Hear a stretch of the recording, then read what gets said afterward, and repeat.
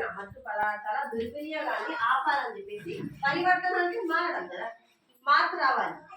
మార్పు ఎక్కడ స్టార్ట్ కావాలి? మన నుంచి స్టార్ట్ కావాలి. మార్పు అంటే మారాలి మనం అంటాం కానీ మార్పు మనం స్టార్ట్ చేయాలి. మన నుంచి మార్పు రావాలి. ఎక్కడి నుంచి అంటే ఫస్ట్ మీరు తల్లులు, చిన్న పిల్లలు ఎవరు తల్లి ఒడి అని అంటారు. పాఠశాల ఫస్ట్ పాఠశాల పాపదని అంటారు. మనం ఇక్కడ స్టార్ట్ చేయాలి కదా మార్పు.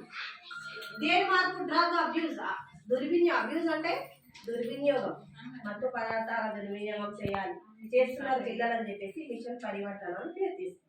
మన రాష్ట్రం తెలంగాణ రాష్ట్రంలో అంటే ప్రతి వేరే వేరే రాష్ట్రంలో వేరే వేరే పేరు పెట్టి రన్ చేస్తున్నాయి అవేర్నెస్, అవగాహన సదస్సు ప్రోగ్రామ్స్. అయితే ఇక్కడ డ్రగ్స్ అంటే చాలా మందికి డ్రగ్స్ అంటే ఏంటి, ఏదో మత్తు అది బాగా ఫ్యాషన్ అయిపోయింది కదా, తీసుకుంటారు బాగా యూత్ 10వ తరగతి నుంచి స్టార్ట్ చేస్తారు పిల్లలు. ఆ తాగిన మత్తులో ఏమేమి చేస్తున్నారో వాళ్ళకే తెలుస్తలేదు. బండి తోలుతున్నారు, యాక్సిడెంట్ అయిపోతుంది, చనిపోతున్నారు. ఇంకా వీళ్ళు మంచిగా కాలు చేతులు ఏరగొట్టుకున్నారు, ముంగట వచ్చిన వాళ్ళు కానీ సావడం. అవునా కాదు? అది వాళ్ళని ఎవరు ఆపాలి? ఎవరు ఆపాలి? ఇప్పుడు మీరు అనుకుంటారు గవర్నమెంటే షాప్స్ పెడుతుంది కదా మేడం, అవునా కదా? గవర్నమెంటే షాప్ పెడుతుంది అనొచ్చు.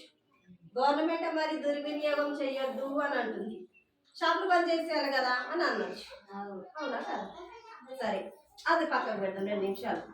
అది ఎప్పటికి ఇప్పుడు సారయ్య అని ఫస్ట్ మనకు పూర్వం నుంచి ఏది తినాలో తెలియకుండే, మనం ఏదో బట్టలు ఏది వేసుకోవాలో తెలియకుండే, పాతకాలం నుంచి ఏదో పండ్లు అవి చెట్ల కాయ తిని బతికేవాడని ఇది తెలుసు. మనం ఇప్పుడు అభివృద్ధి చెందుతూ ఏదో ప్రొడక్ట్స్ అని చెప్పి బ్రాండ్ అని చెప్పేసి పెద్ద సీసాల అది కొత్తగా ట్రెండ్ వస్తుంది.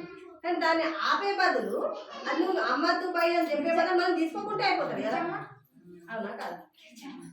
ఇప్పుడు వాళ్ళు షాప్ పెట్టొద్దు తీసేయాలి మేడం మాకు చెప్పే బదులు గవర్నమెంట్ కి షాప్ తీసేయమని చెప్పండి అని అనే వాళ్ళకు నేను ఒక ఎగ్జాంపుల్ చెప్తా.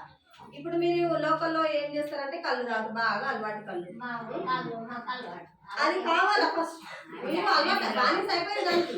మీకు అది పడితేనే నిద్ర వస్తుంది, లేకపోతే మీరు ఏం చేస్తారో మీకేదో అవునా కదా? వాస్తవం కదా, ఇదే నిజాలు. అవునా కదా? ఇప్పుడే ఇప్పుడు చాలా కేసులు ఏమున్నాయంటే కళ్ళులో కలిపే